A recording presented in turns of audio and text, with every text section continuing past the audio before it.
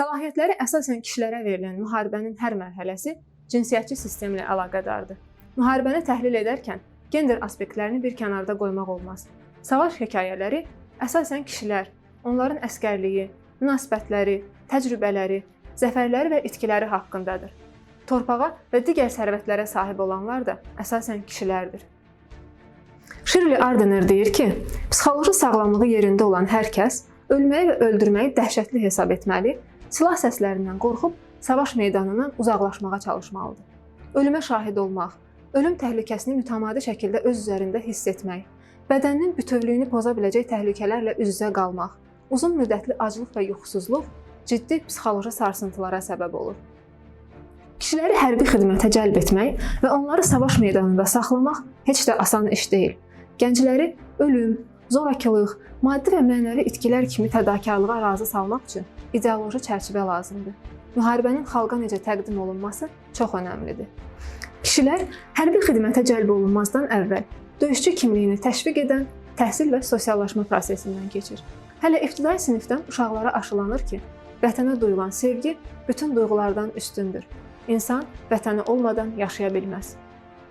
Uşaqlara hələ kiçik yaşlarından şəhid olmaq, savaşmaq, ölüm və döyüşmək arzusu aşılanır. Oğlan uşaqlarına əsgər olmaq arzusu təbliğ edilir.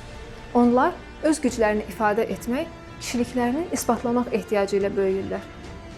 Cəmiyyətin militarizasiyasını təmin etmək üçün ən effektiv vasitələrdən biri də hərbi paradlar, savaşı, qəhrəmanlıq tərənnüm edən mahnılar, marşlar və başqa əsərlərdir. Yanında keçərim, səninkin hər an.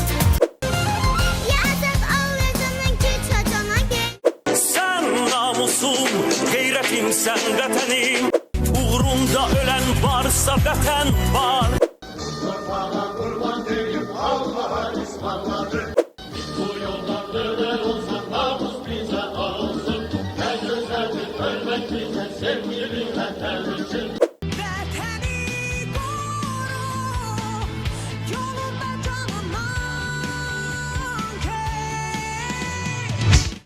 Savaşı canlı saxlamaq üçün əsgərliyi cazibədar hala gətirən filmlər, oyuncaqlar, hərbçi geyimləri, rəsmlər və s. döyüşçü kimliyinə heyranlıq duyan, onları sorğulamayan vətəndaşlar yetişdirir. Döyüş filmləri, oyunları, oyuncaqları döyüşçü kişi obrazını ideal model kimi təqdim edir. Klassik döyüş filmlərinin ssenarisində gənc oğlan evdən ayrılır, döyüşə qatılır, ölümlə üzləşir, savaşır və qazanır. Geri dönəndə isə ona heyranlıq duyan bir sevgilisi, dostları və valideynləri olur. Bəzi psixoloqlar idman növlərini də hegemon maskulinliyin aşılanmasında vacib amil hesab edir. Bir komandaya azarkeşlik etmək, qarşı tərəfi məğlub etmək, ondan intiqam almaq arzusunu çoxaldır. Rəqabətçi, əzici, dominantlığa meyilli münasibətlər təhrik edici olur. Militarizasiyanı sürətləndirən amillərdən biri də vətəndaşların döyüş bölgələrində yetişmələridir. Həyatda qalmaq üçün silaha sarılmağın tək çarə olduğu anlarda qadınlar və kişilər qaçılmaz şəkildə silahlı qüvvələrə qoşulurlar. Bu vəziyyət militarizasiyanın təkrar istehsalına səbəb olur.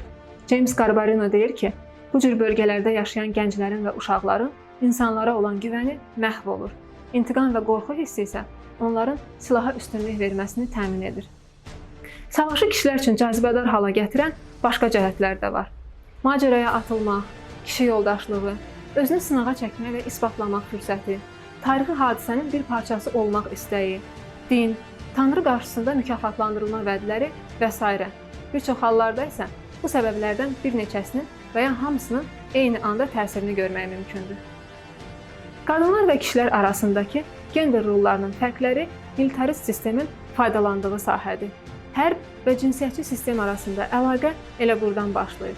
Çünki savaşmaq üçün lazım bilinən güc, aqressiya, zor tətbiqi kimi keyfiyyətlər məcburi hərbi xidmət keçən gənc əsgərlərə öyrədilir, buradan da cəmiyyətə yayılır. Dövlətin coğrafi sərhədləri qadın bədəninə bənzədilir və cinsəlləşdirilir. Bu bənzətmə kişinin qadını qorumasına dair fikri möhkəmləndirir. Vətən yadların, özgələrin hücumundan, işğalından qorunmalı, daima vətənin kişilərinə aid olmalıdır.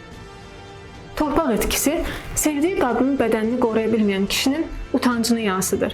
Müharibədə qadınların zorlanması da onların yaşadığı əzab kimi deyil, kişilərin məğlubiyyəti kimi görülür. Kişinin sahib olduqlarını qoruya bilməyəcək qədər zəif olduğunu göstərir. Kavurmanı 40 kızın kabağına koyduracağım. Her kim ki yedi, o değil.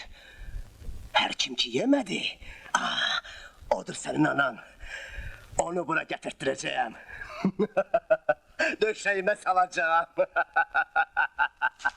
Anam, həmadə özünü bildirəsən. Qoy mənim ətimdən qovurma pişirsinlər. Hamı bir yesə sən iki ye. Tək ki səni bilməsinlər, duymasınlar.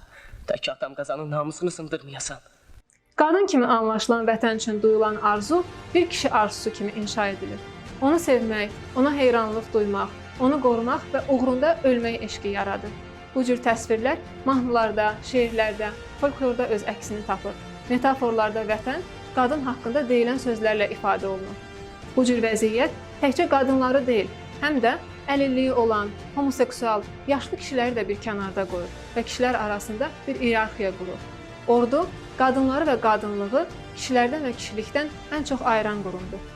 Kişilərin ailədə namus, şərəf, tərbiyə kimi nəsnələr uğrunda istifadə etdiyi zorakılıq bu dəfə dövlət uğrunda tətbiq olunur və qanuniləşdirilir.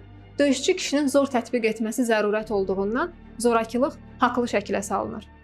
Antimilitarist feminist hərəkatlar deyir, müharibələrdə kişilər və qadınlar fərqli rol oynayır, fərqli təsirlərə məruz qalır, fərqli işgəncə növləri ilə qarşılaşır və fərqli ölümlərlə ölürlər.